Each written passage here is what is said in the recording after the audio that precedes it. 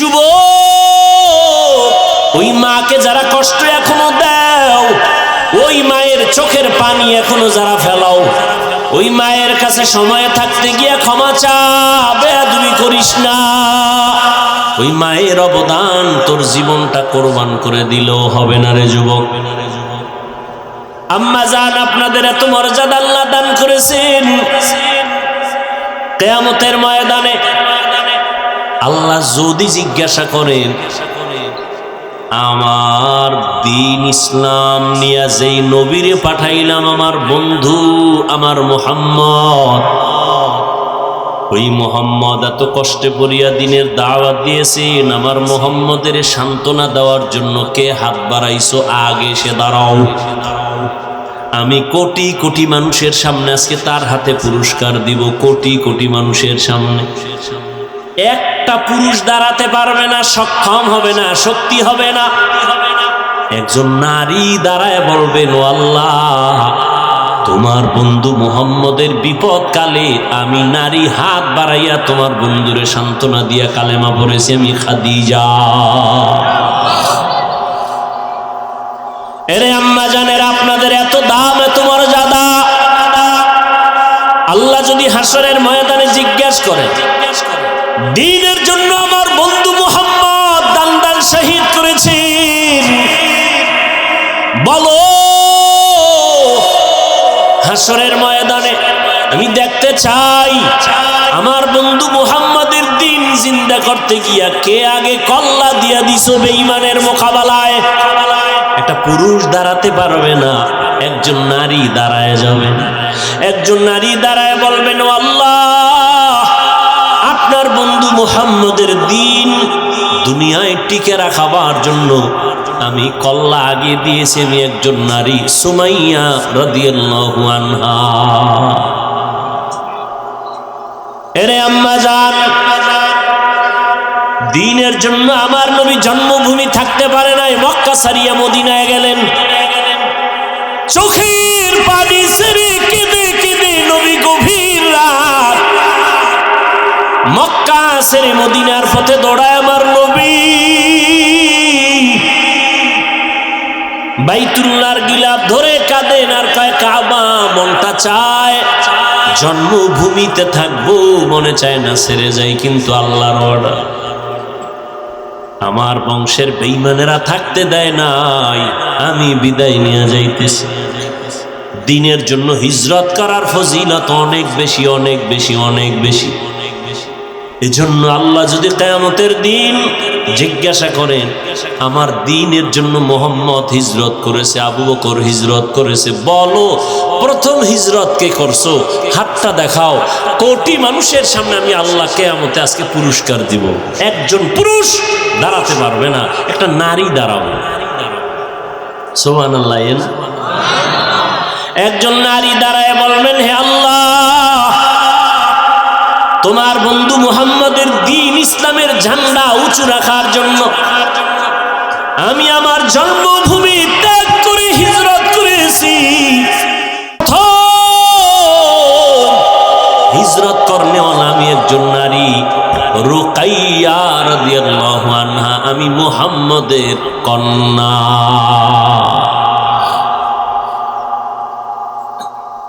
কিয়ামত পর্যন্ত যত মানুষ শহীদ হবে, কি জন্য? আওয়ামী লীগকে ক্ষমতায় বসানোর জন্য শহীদ, বিএনপিকে ক্ষমতায় নেওয়ার জন্য শহীদ, অমুক নেতারে চেয়ারে বসাবার জন্য শহীদ। হ্যাঁ, আল্লাহর দ্বীন দুনিয়াতে বাস্তবায়ন করার জন্য শহীদ হয়েছে। কিয়ামত পর্যন্ত যত মানুষ শহীদ হবে, ছাত্র জনতার আন্দোলনে শাহাদাতের পেয়ালা পান করেছেন। মুগ্ধ আমার ভাই, আবু সাইদ আমার ভাই সহ যারা শাহাদাত বরণ করেছেন, এরা যত সওয়াবের অধিকারী হবেন। প্রথম যিনি শহীদ হয়েছেন তার আমল নামে একটা সওয়াব সবার পক্ষ থেকে চলে যাবে, কারণ প্রথম শহীদ একজন নারী। পুরুষ না নারী? নারীর মর্যাদা কমছে না বাড়ছে? কিন্তু যে সমস্ত লম্পট চরিত্রহীনেরা বলে নারীর সমান অধিকার চাই, এরা নারীর চূড়ান্ত দুশ্মন। এরে আম্মা জানেরা, আপনারা এত মর্যাদা কেন জানেননি? সারা রাতেই বয়ান করলে কি শেষ হবে? আপনাদের নামে আল্লাহ কোরআন শরীফে সূরা নাজিল করছেন। কি সূরা নিসা আছে না নাই? এই যারা বিয়ার পাগল, বিয়ে হয় না, এত মাইয়া কয় বউ হয় না, দুনিয়ার আকাম করলে ভাবি কেমনে আসলটাও আরবি। এই যারা চরিত্র নষ্ট করে অন্য সব চরিত্রের নারীদের উপরে চরিত্রের কালিমা লিপন করেছ, তোর কপালে ভালো বউ নাই, আছে জল্লাদ। হাসিস না, কথাটা খুব কঠিন, টের পাবি সময় মতো। ভালো একটা বউ না পাইলে আর সে গলায় ফাঁসি দিয়ে মরা ভালো। তো বউ পাবি না কেন? আল্লাহ তো রাখছে, পাবি না কেন? ওই যে আকাম করতেছো মোবাইলে, এজন্য আল্লাহ বেজার হয়ে যাইতেছে।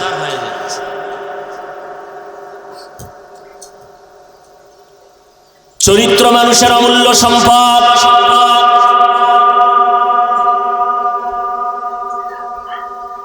এরে আল্লাহর গোলাম,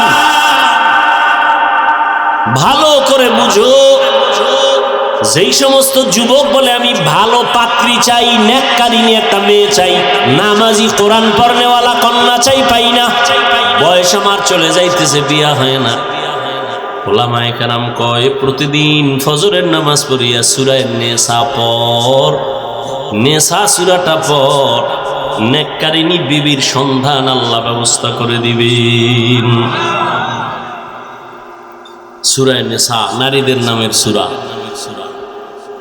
আবার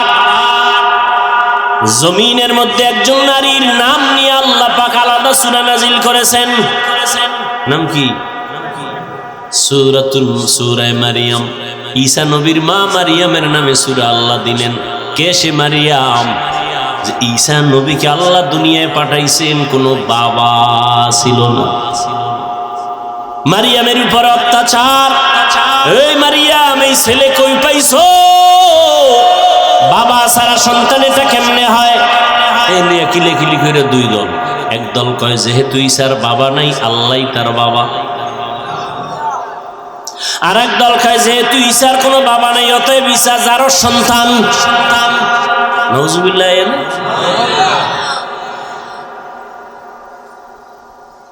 ঈসা নবী আর মুসা নবীকে যারা মানার দাবি করে, এখন তো তাদেরকে মানার আসল উম্মত নাই, এমনি চাপাবাজি করে মানে। এদের এক দলের নাম ইহুদি, আর এক দলের নাম খ্রিস্টান।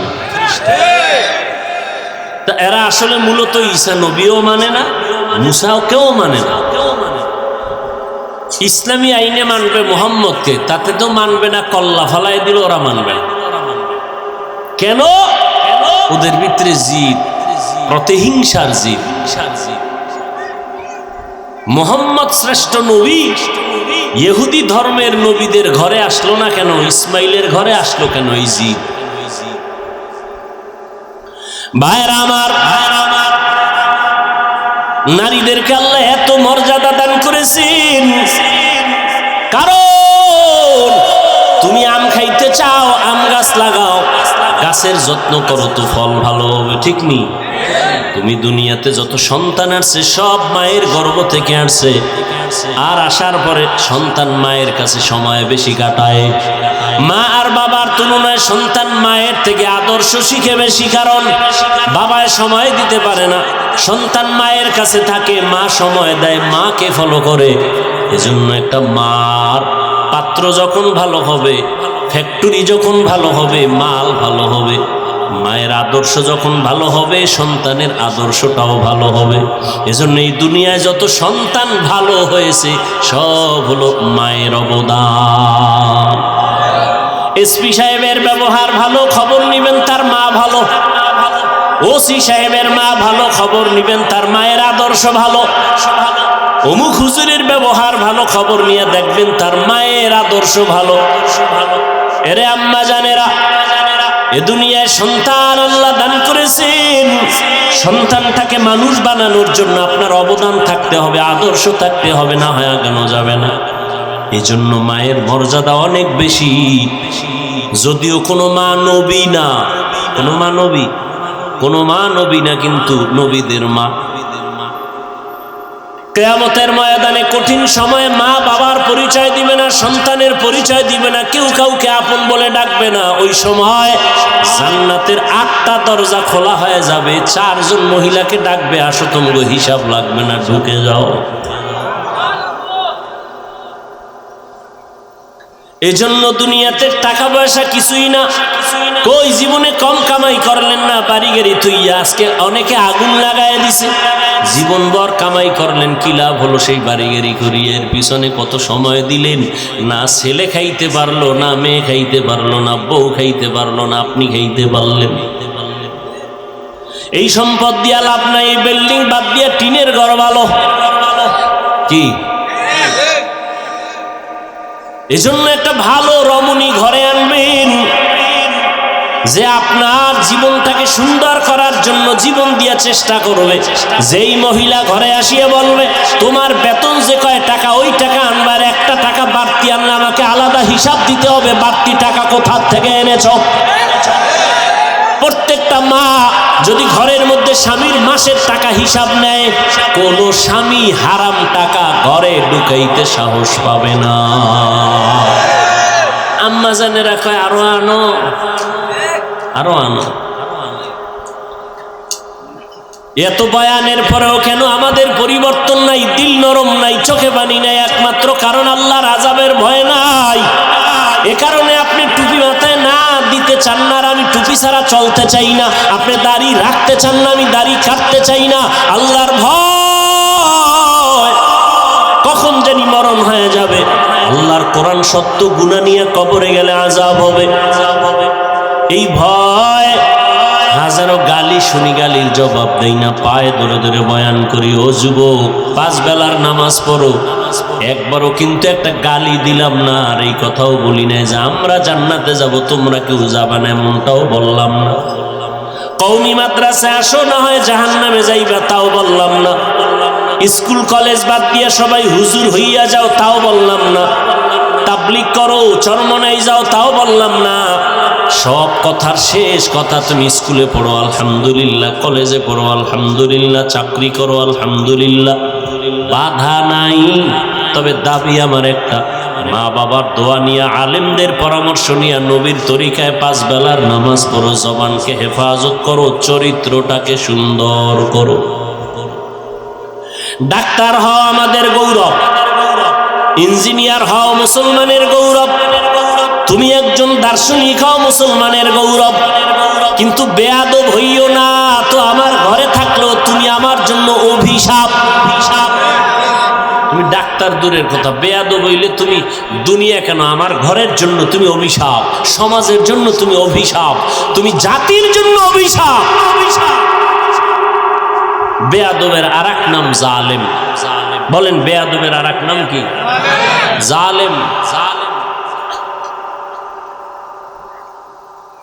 এজন্য আমি অনুরোধ করে বলবো, যে যেই লাইনে আসরে যুবক,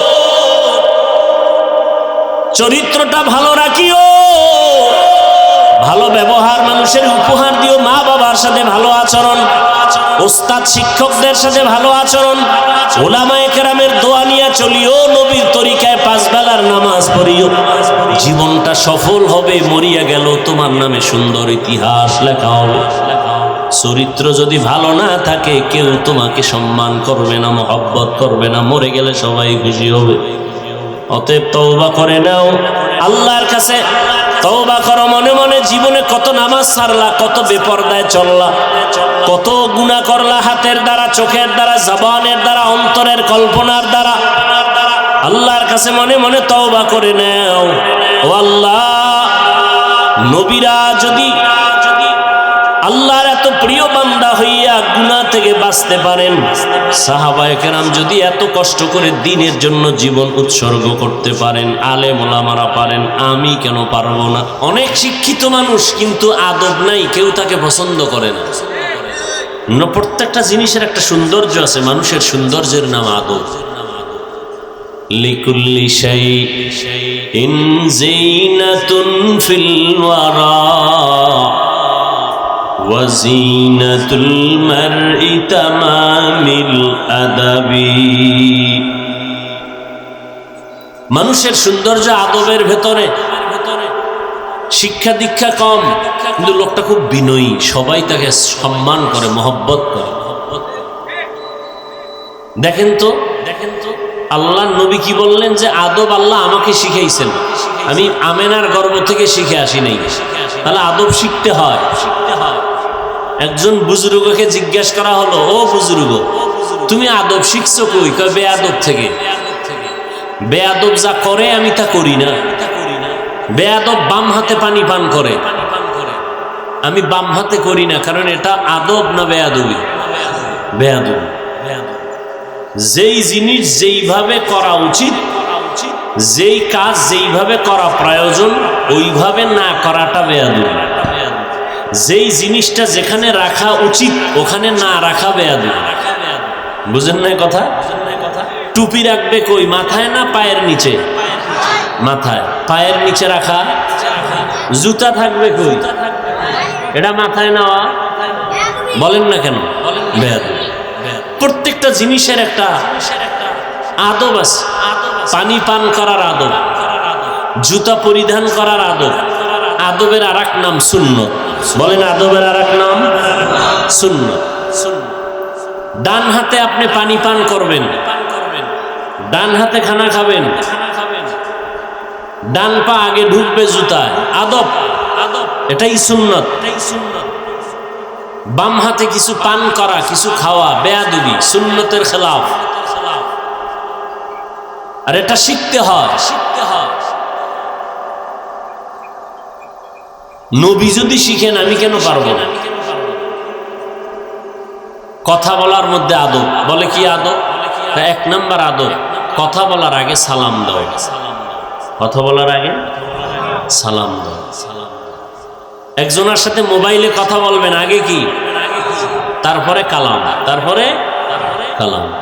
আপনারা কি আগে সালাম দেন? আমি দেই না। সালামকে জবাই করেছে পৃথিবীর আন্তর্জাতিক চক্রান্ত মোবাইলের মাধ্যমে, হ্যালো শব্দ দিয়া সালামকে জবাই করেছে হ্যালো। আপনি যদি আজকে শুধু একটা সুন্নতকে চালু করেন যে আমি সালাম দিব এবং জবাব না দিলে কথা বন্ধ, ও যতবার বলবে হ্যালো সালাম আলাইকুম, ও বলবে হ্যালো সালাম আলাইকুম, হ্যালো সালাম আলাইকুম, জীবনের তরে আজকের শিক্ষা পাবে, মৃত্যু পর্যন্ত এই শিক্ষা ভুলবে না। সালাম দেন না। দেয় কারে জানেন? যারা নিষেধ এরে দেয়। উল্টা মিস কল পাইছে আরে সালাম দেয়। মা বাবাকে সালাম দেয় না, লজ্জা লাগে। ভাই ভাইকে সালাম দেয় না, লজ্জা লাগে। সালাম দেয় বেগানাকে, গানাকে না। লিকুল্লি শাইইন জিনাতুন ফিল ওয়ারা ওয়া জিনাতুল মারই তামামিল আদাবি। বয়ান তো জীবনে কম শুনলেন না। বাংলাদেশের মানুষ যেই পরিমাণ বয়ান শুনে, পৃথিবীর আর কেউ এই পরিমাণ বয়ান শুনবে কি করে? বয়ান করারই কোনো অনুমতি নেই। ময়দানে বয়ানের অনুমতি নাই, দীর্ঘ টাইম বয়ান নাই। বাংলাদেশে এত বয়ান, দাওয়াত ও তাবলীগের মাধ্যমে বয়ান, পীর মাশায়েখদের পবিত্র জবানে বয়ান, জুমার দিন খতিব সাহেবদের জবানে বয়ান। আমরা উলামায়ে কেরাম মানুষের দ্বারে দ্বারে ঘুরে বয়ান করি, আবার মোবাইলে সে বয়ানগুলো ডাউনলোড করে আপনারা শুনেন।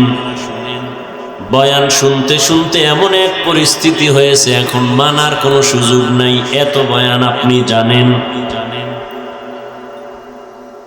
বয়ান আপনি সব জানেন, কোনটা হালাল কোনটা হারাম, কোনটা বৈধ কোনটা অবৈধ, কোনটা জায়েজ কোনটা না জায়েজ, সব আপনারা জানেন। গালি দেওয়া হালাল না হারাম, মিথ্যা বলা হালাল না হারাম, জানেন এরপরও মানেন না। জানা আছে কিন্তু মানার কোনো চিন্তা নাই। কারণ কি? দৈনিক মানুষ মরে, জানা যায় আপনিও যান, কিন্তু একবারও শিক্ষা নিলেন না মরণটা যদি আমার হয়। কই আমার ছেলে, কই মেয়ে, কই মা, কই বাবা, কই আপনজন? আমাকেও তো এমনি ভাবে আমার জামা কাপড়গুলো বেলেট দিয়ে কেটে কেটে রেখে দিবে, সাদা 3টা কাফনের কাফন দিয়ে পেঁচায় প্যাকেট বানাবে। আমাকে এমন জায়গায় শোয়ায় রাখবে যেই জায়গায় দিনের বেলাও যাইতে বড় ভয়। ওই বাঁশবাগান, ওই জঙ্গল যেখানে সাপ বিচ্ছু থাকার জায়গা, আমাকে সবাই রেখে আর কেউ খবর নিবে না। এখানে ওয়াজে আসছি, আম্মা জান অপেক্ষা আছে, আমি ঘরে না যাওয়া পর্যন্ত মা ঘুমাবে না, অপেক্ষা করতেছে।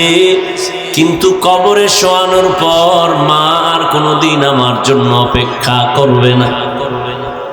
টাইম হয়ে গেছে, ঘুমায় যাবে, খানার টাইমে খানা খাবে, 2-1 দিন মনে করবে আর আমার জন্য সময় অপেক্ষা করবে না।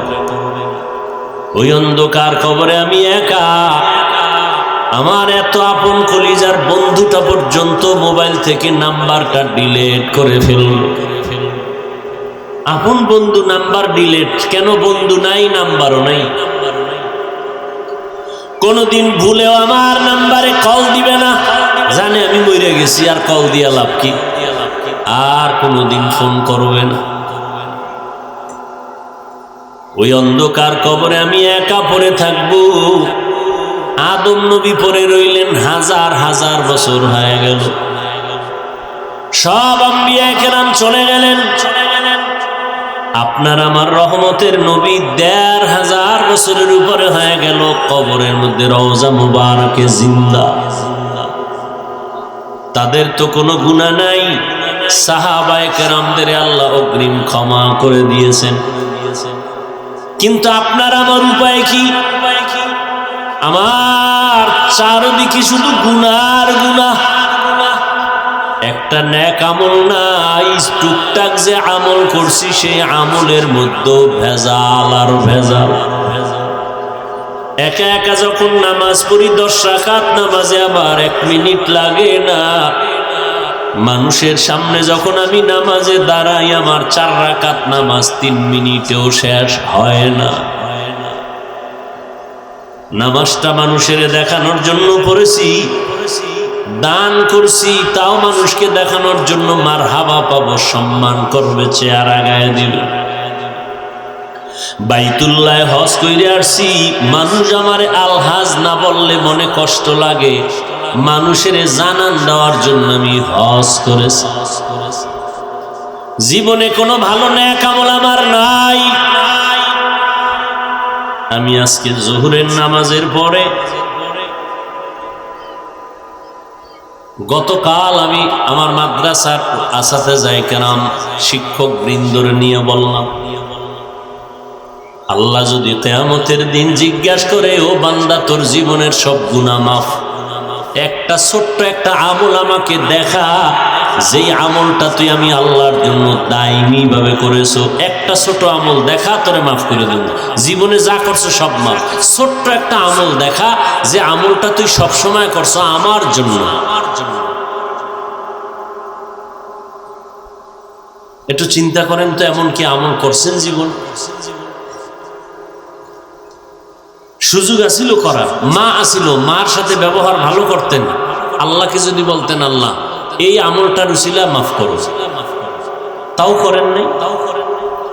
মায়ের সাথে ব্যবহার বড় খারাপ, বাবার সাথে ব্যবহার খারাপ, ভাইয়ের সাথে ব্যবহার খারাপ, বোনের সাথে ব্যবহার খারাপ, স্ত্রীর সাথে স্বামী হইয়া ব্যবহার খারাপ, স্ত্রী হইয়া স্বামীর সাথে ব্যবহার খারাপ, মা বাবা হইয়া সন্তানের সাথে ব্যবহার খারাপ। এরকম মা বাবা সমাজে আছে না নাই? সন্তানের সামনে মা বাবা অকথ্য ভাষায় গালাগালি করে আর ঝগড়া করে, সন্তান এগুলো শিখা ঝগড়া আর গালি শিখে। এজন্য নবী বলেন, মান তাওয়াযা লিল্লাহ রাফাআহুল্লাহ, যে নিজে আল্লাহর জন্য ছোট হইয়া যায়, আল্লাহ তার মর্যাদা বাড়ায়া দেন। আমার নবী অল্প টাইমে মক্কা নগরীর মানুষগুলোকে জান্নাতি মানুষ বানায় দিলেন। মাত্র 13 বছর। অথচ মক্কার মানুষ কত খারাপ। পৃথিবীতে ওদের মতো চরিত্রহীন মানুষ আর অন্যত্র ছিল না। মক্কার মানুষ এত চরিত্রহীন। কন্যা সন্তান হলে বাবা গলা টিপে কন্যাটারে হত্যা করে ফেলে, কেমন জালেম। মাত্র 13 বছরের মধ্যে নবী এই মানুষগুলোকে জান্নাতি মানুষ বানায় দিয়েছেন। নবী বেতের বাড়ি দেন নাই, সুন্দর বিনয়ী আদবওয়ালা ব্যবহার। নবী একটা গালি দিছেন, শুধু 13 বছর না, রসুলের জীবনে কখনো ভুলেও কাউকে একটা গালি দেন নাই। হাজারো গালি নবীকে দিয়েছে, নবী একটা গালির জবাবও দেন না। আমাদের নবী কেমন আর আমরা তার উম্মত কেমন? নবীজি কোনোদিন চোখ গরম করে কারো দিকে তাকান নাই। কেমন নবী! এই নবীর জন্য আসমান পাগল, জমিন পাগল, গর্তের পিপিলিকা পর্যন্ত পাগল। জঙ্গলের প্রাণীরা নবীর জন্য আশিক, গর্তের সাপ নবীর আশিক। এমনি না, নবীর মেজাজ বড় ঠান্ডা, নরম ব্যবহার আমার নবীর। রহমতের নবীর জবানে কোনো গালি নাই। কারো দিকে চোখ গরম করে তাকান না, কারো গালির জবাব দেন না, পারলে কারো উপকার করেন না, পারলে চুপ থাকেন, কারো ক্ষতি নবী করেন না। আর আমরা উপকার পারলেও করি না, চেষ্টা করি কেমনে ক্ষতি করা যায়। ভাই হইয়া ভাইয়ের ক্ষতি করে, ভাই হইয়া বোনের ক্ষতি করে, বোন ভাইয়ের ক্ষতি করে। আছে না নাই? বড়রা ছোটদের ক্ষতি করে, ছোটরা সুযোগ পেলে বড়দের ক্ষতি করে। 24টা ঘন্টা মানুষ মানুষের ক্ষতির জন্য প্রচেষ্টা চালায়, অপচেষ্টা চালায়। আমার নবী কোনোদিন কারো ক্ষতি করেন নাই। নবীর এই ব্যবহারে কাফেরেরা নবীরে মানে না নবী বইলা, কিন্তু নিজেদের সম্পদ মুহাম্মদের কাছে আমানত রাখে। কারণ মুহাম্মদ এত সৎ, যত টাকা রাখি আমগো দুশ্মন হলেও আমাদের টাকার খেয়ানত হবে না।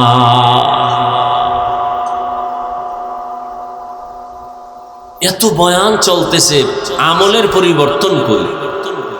হ্যাঁ, একটা মানুষের জানাজা দিয়ে আসছে, আইসাই রাস্তায় বিড়ি শুরু, মাত্র জানাজা দিয়ে আইসা বিড়ি টানে। আছে না নাই? রাস্তায় লাগিয়ে গেছে, দুইজনে ঝগড়া কিলে কিলো, জানাজা দিয়ে আওয়ার পর। জানাজার মধ্যে কত কিলে কিলি লাগে, মোনাজাত দেও না দাও নিয়ে কিলে কিলি। আছে না নাই? কত ঝামেলা। এই মাইয়েত, এই লাশ কেমন ছিল? এখন 10 বাড়ির মানুষ কয় ভালো ছিল, ব্যাস একটা হাদিস বানায় দিয়ে দিল। জীবনভর যদি সুদ খায় তো ভালো ছিল কইলি ভালো হয়ে গেল, তওবা না করা পর্যন্ত। বরং চিহ্নিত সুদখোর, ঘুষখোর, এরা তো আল্লাহর আদালতের বড় জালিম। আল্লাহ কোরআন শরীফে 2 দল মানুষের ব্যাপারে বলছেন, আমি আল্লাহ নিজে যুদ্ধ করব। বুঝেন কত বড় খারাপ তারা। একদল হলো সুদখোর, আল্লাহ এদের ব্যাপারে বলছেন আমি নিজে যুদ্ধ করব। আর এক দল যাদেরকে বলা হয় কোরআনের ভাষায় ওলি বা আউলিয়া, এদের সাথে যারা দুশ্মনী করবে, আল্লাহ পাক বুখারী শরীফের মধ্যে নবীকে বলেছেন আমি তাদের সাথে যুদ্ধ করব।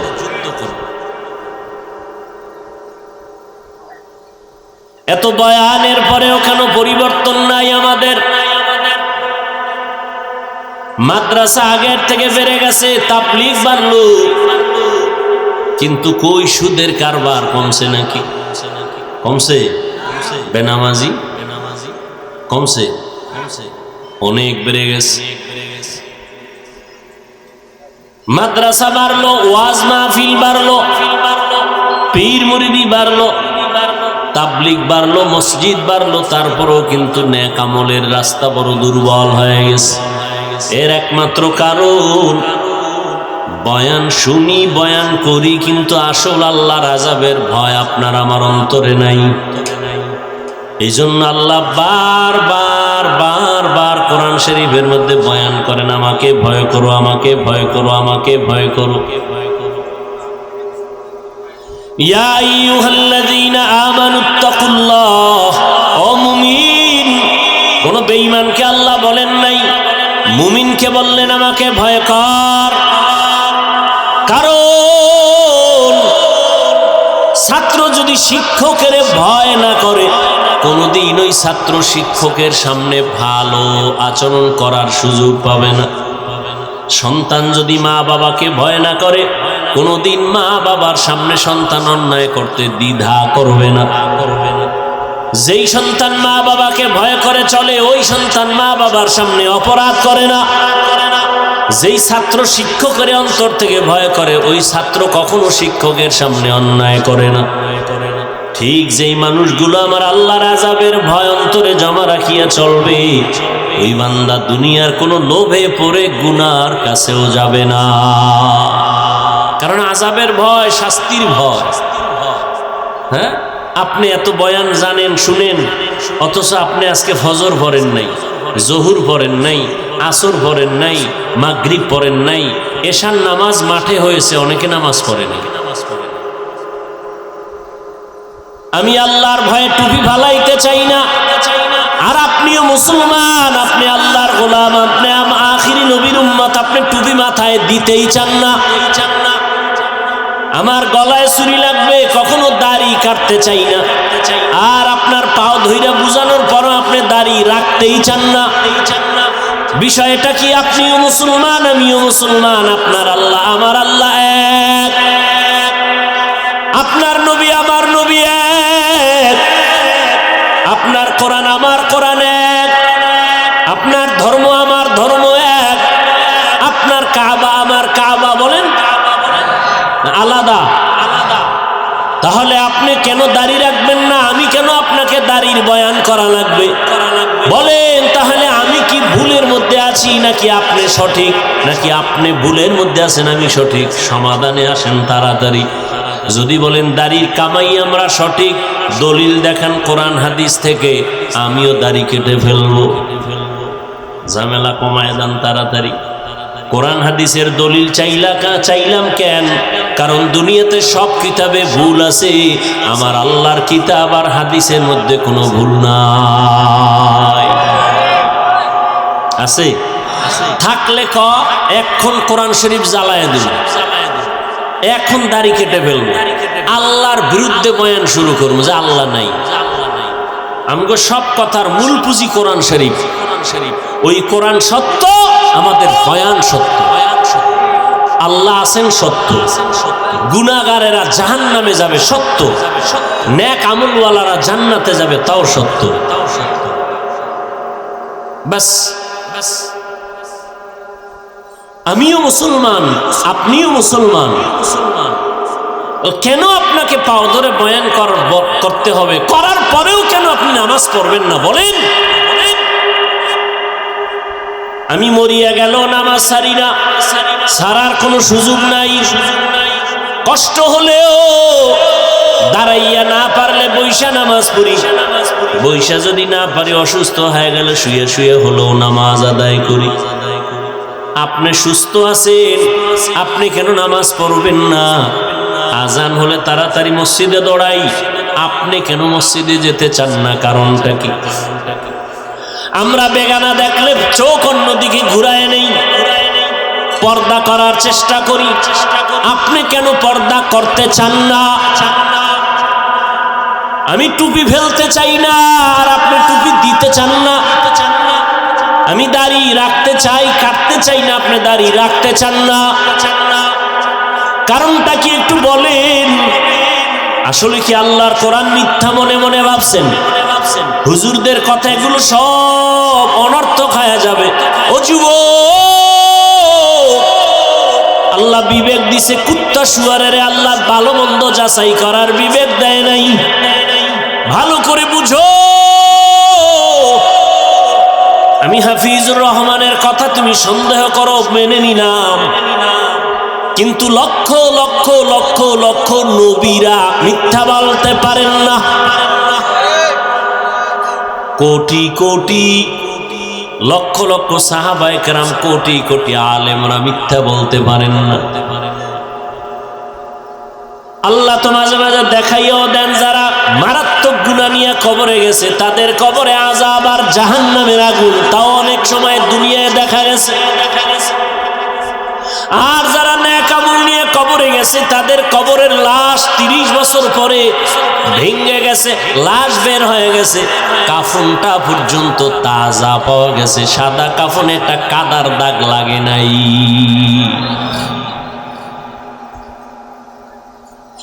ও আল্লাহর বান্দারা, মাঝে মাঝে আল্লাহকে চিনো না, চিনার জন্য আল্লাহর ভয় অন্তরে রাখার জন্য পঙ্গু হসপিটালে যাইও। কোন হসপিটাল? পঙ্গু হসপিটালে যাইও। ওখানে গেলে দেখবা আল্লাহ যে একজন আছেন বুঝা যাইব। ওখানে তোমার মতো আমার মতো কত বান্দা কাঁদতেছে, কারো হাত নাই, কারো পা বাঁকা হয়ে গেছে, কারো ঘাড় বাঁকা হয়ে গেছে। আল্লাহকে দেখার জন্য বান্দা মাঝে মাঝে যাইও, দেখিও আমার মাওলা পাকের কুদরত কেমন। ও পর্দার আড়ালের আম্মা জানেরা, আপনাদের মতো কত মা এই এলাকায় খুঁজলে দেখবেন এখনো আছে, তারা পর্দা করে, 5 ওয়াক্ত নামাজ পড়ে, রাতের গভীরে তাহাজ্জুদও পড়ে। নাই? আম্মা জান, আপনি কেন পারবেন না? আপনিও মা, আম্মা জান আয়েশা রাদিয়াল্লাহু তাআলা আনহাও নবীর স্ত্রী একজন মা, আপনি তো তাদের মতোই দামি নারী। এর আম্মা জান খাদিজা রাদিয়াল্লাহু তাআলা আনহার মতো আপনিও তো দামি একজন নারী। ইসলাম নারীর এত পরিমাণ সম্মান দিয়েছে, দুনিয়াতে কোনো তন্ত্রমন্ত্র, কোনো ব্যক্তি, কোনো নেতা নেত্রী এত সম্মান দিতে পারে? নারীদের সম্মান দিয়েছে ইসলাম। সমান অধিকারের নামে যারা স্লোগান দিয়েছে এরা নারীর সম্মান দিতে পারে না, বরং নারীদের করেছে অপমান। আল্লাহ নারীর সম্মান মর্যাদা পুরুষের সমান দিছে না বেশি? যারা সমান করতে চায় এরা নারীর দুশ্মন, এরা নারীর দুশ্মন। আল্লাহ দিছেন বেশি, তুমি সমান করবা কেন? কারণ নারী সৃষ্টিগতভাবেই দুর্বল, মেধার ক্ষেত্রেও নারীরা দুর্বল, এরপরে পুরুষের থেকে নারী কষ্ট করে বেশি। বাচ্চা গর্ভে নাই কষ্ট, পুরুষ যদি আজীবন রড আর সিমেন্ট ফ্যাক্টরিতে কাজ করে কোনোদিন নারীর এই কষ্টের সমান হবে না। আম্মা জান আমাকে গর্ভে নিয়ে যে কষ্ট করেছেন, এই কষ্টের ভাগ কোনো পুরুষ কিয়ামত পর্যন্ত নিতে পারবে? পারবে? পারবে না। কত রাত আম্মা জান ঘুমাতে পারেন নাই, কত খানার প্লেট সামনে নিয়ে খানা খেতে পারেন নাই আমার কারণে। মা, পেটে ব্যথা, বুকে ব্যথা, এই ব্যথার ঋণ কেমনে আদায় করবি রে যুবক? ওই মাকে যারা কষ্ট এখনো দাও, ওই মায়ের চোখের পানি এখনো যারা ফেলাও, ওই মায়ের কাছে সময় থাকতে গিয়ে ক্ষমা চা, বেয়াদবি করিস না। ওই মায়ের অবদান তোর জীবনটা কোরবান করে দিলেও হবে না রে যুবক। আম্মা জান আপনাদের এত মর্যাদা আল্লাহ দান করেছেন, কিয়ামতের ময়দানে আল্লাহ যদি জিজ্ঞাসা করেন, আমার দ্বীন ইসলাম নিয়ে যেই নবীরে পাঠাইলাম আমার বন্ধু আমার মুহাম্মদ, ওই মোহাম্মদ এত কষ্টে পড়িয়া দিনের দাওয়াত দিয়েছেন, আমার মোহাম্মদের সান্ত্বনা দেওয়ার জন্য কে হাত বাড়াইছো? আগে এসে দাঁড়াও। আমি কোটি কোটি মানুষের সামনে আজকে তার হাতে পুরস্কার দিব, কোটি কোটি মানুষের সামনে। একটা পুরুষ দাঁড়াতে পারবে না, সক্ষম হবে না, শক্তি হবে না। একজন নারী দাঁড়ায় বলবেন, ও আল্লাহ, তোমার বন্ধু মুহাম্মদের বিপদ কালে আমি নারী হাত বাড়াইয়া তোমার বন্ধুরে সান্ত্বনা দিয়া কালেমা পড়েছি, আমি খাদিজা। এরে আম্মা জানের, আপনাদের এত দাম, এত মর্যাদা। আল্লাহ যদি হাসরের ময়দানে জিজ্ঞাসা করে, দ্বীনের জন্য আমার বন্ধু মুহাম্মদ দান দান শহীদ করেছেন, বলো হাসরের ময়দানে আমি দেখতে চাই আমার বন্ধু মুহাম্মদের দিন জিন্দা করতে গিয়া কে আগে কল্লা দিয়া দিছো বেঈমানের মোকাবেলায়। একটা পুরুষ দাঁড়াতে পারবে না, একজন নারী দাঁড়ায় যাবে। একজন নারী দাঁড়ায় বলবেন, ও আল্লাহ, আপনার বন্ধু মুহাম্মদের দিন দুনিয়ায় টিকে রাখাবার জন্য আমি কল্লা আগে দিয়েছি, আমি একজন নারী, সুমাইয়া রাদিয়াল্লাহু আনহা। এরে আম্মা জান, দ্বীনের জন্য আমার নবী জন্মভূমি থাকতে পারে নাই, মক্কা ছাড়িয়া মদিনায় গেলেন।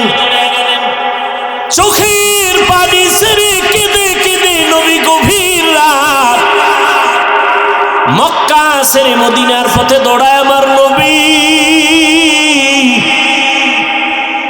বাইতুল্লাহর গিলাফ ধরে কাঁদেন আর কয়, কাবা মনটা চায় জন্মভূমিতে থাকবো, মনে চায় না ছেড়ে যাই, কিন্তু আল্লাহর অর্ডার, আমার বংশের বেঈমানেরা থাকতে দেয় নাই, আমি বিদায় নিয়ে যাইতেছি। দ্বীনের জন্য হিজরত করার ফজিলত অনেক বেশি, অনেক বেশি, অনেক বেশি। এজন্য আল্লাহ যদি কিয়ামতের দিন জিজ্ঞাসা করেন, আমার দ্বীনের জন্য মুহাম্মদ হিজরত করেছে, আবু বকর হিজরত করেছে, বলো প্রথম হিজরত কে করছো? হাতটা দেখাও। কোটি মানুষের সামনে আমি আল্লাহ কিয়ামতে আজকে পুরস্কার দিব। একজন পুরুষ দাঁড়াতে পারবে না, একটা নারী দাঁড়াবে। সুবহানাল্লাহ। একজন নারী দাঁড়ায় বলবেন, হে আল্লাহ, তোমার বন্ধু মুহাম্মদের দ্বীন ইসলামের ঝান্ডা উঁচু রাখার জন্য আমি আমার জন্মভূমি ত্যাগ করে হিজরত করেছি। হিজরত করনেওয়ালা আমি একজন নারী, রুকাইয়া রাদিয়াল্লাহু আনহা, আমি মুহাম্মদের কন্যা।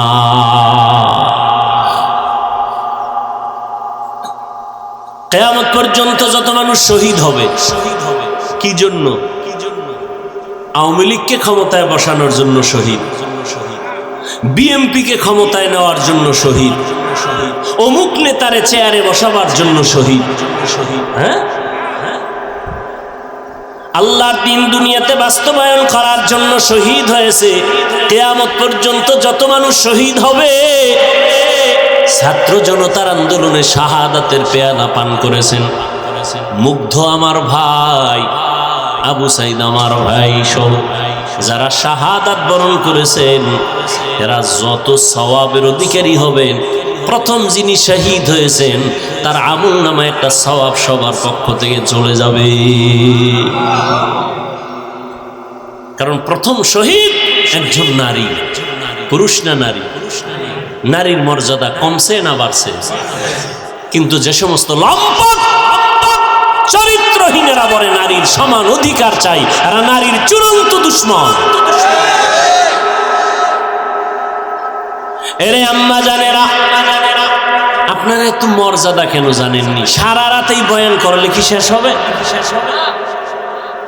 আপনাদের নামে আল্লাহ কোরআন শরীফে সূরা নাজিল করছেন।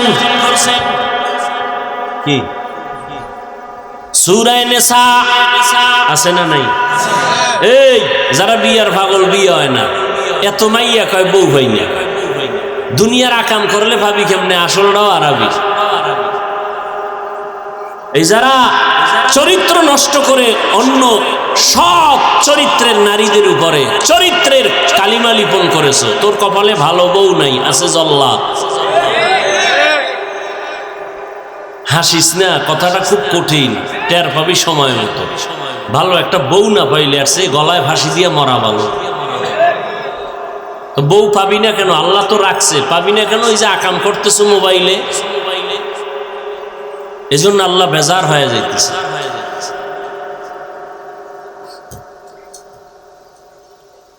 চরিত্র মানুষের অমূল্য সম্পদ।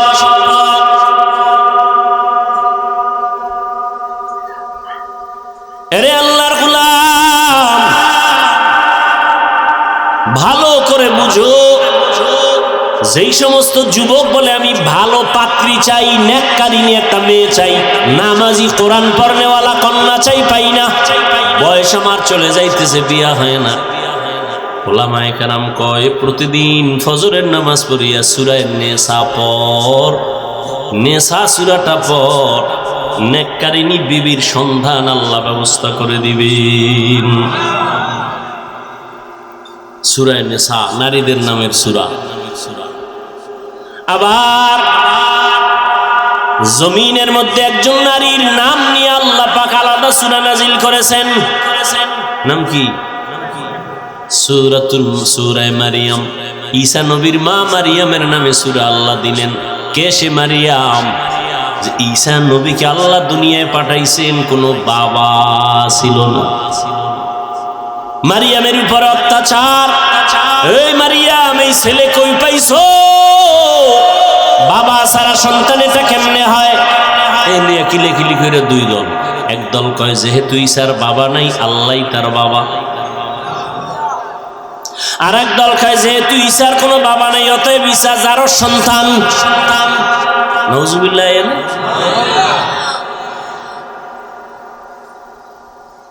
ঈসা নবী আর মুসা নবীকে যারা মানার দাবি করে, এখন তো তাদেরকে মানার আসল উম্মত নাই, এমনি চাপাবাজি করে মানে। এদের এক দলের নাম ইহুদি, আর এক দলের নাম খ্রিস্টান। তা এরা আসলে মূলত ঈসা নবীও মানে না, মুসাও কেউ মানে না। ইসলামী আইনে মানবে মুহাম্মদকে, তাতে তো মানবে না, কল্লা ফালাই দিল ওরা মানবে না। কেন? ওদের ভিতরে জিদ, প্রতিহিংসার জিদ। মুহাম্মদ শ্রেষ্ঠ নবী ইহুদি ধর্মের নবীদের ঘরে আসলো না কেন? ইসমাইলের ঘরে আসলো কেন? এই জিদ। ভাইরা আমার, নারীদেরকে আল্লাহ এত মর্যাদা দান করেছেন, কারণ তুমি আম খাইতে চাও, আম গাছ লাগাও, গাছের যত্ন করো তো ফল ভালো হবে, ঠিক নেই? তুমি দুনিয়াতে যত সন্তান আসছে সব মায়ের গর্ভ থেকে আসছে, আর আসার পরে সন্তান মায়ের কাছে সময় বেশি কাটায়।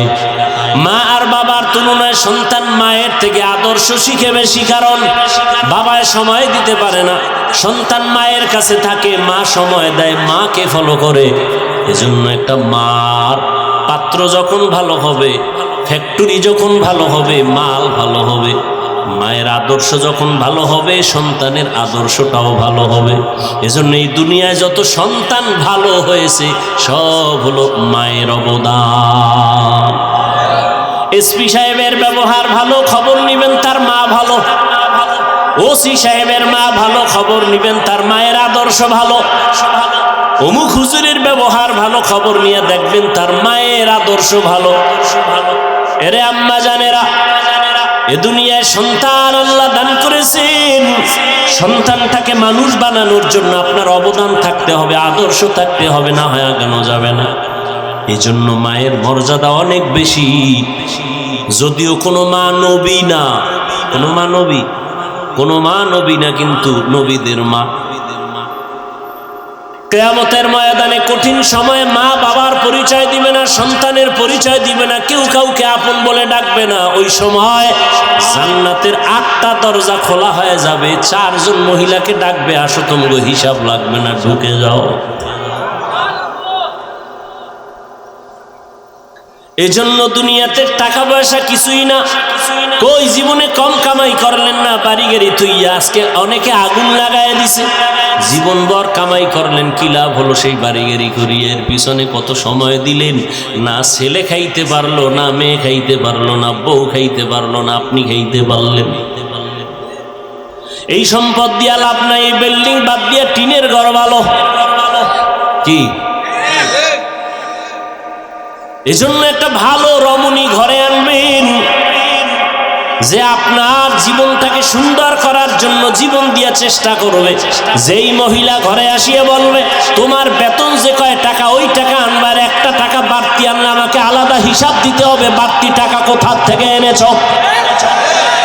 প্রত্যেকটা মা যদি ঘরের মধ্যে স্বামীর মাসের টাকা হিসাব নেয়, কোন স্বামী হারাম টাকা ঘরে ঢুকাইতে সাহস পাবে না। আম্মা জানেরা কয় আরো আনো, আরো আনো। এত বয়ানের পরেও কেন আমাদের পরিবর্তন নাই, দিল নরম নাই, চোখে পানি নাই? একমাত্র কারণ আল্লাহর আযাবের ভয় নাই। এ কারণে আপনি টুপি মাথায় না দিতে চান না, আর আমি টুপি ছাড়া চলতে চাই না। আপনি দাড়ি রাখতে চান না, আমি দাড়ি কাটতে চাই না। আল্লাহর ভয়, কখন জানি মরণ হয়ে যাবে। আল্লাহর কোরআন সত্য, গুনাহ নিয়ে কবরে গেলে আযাব হবে।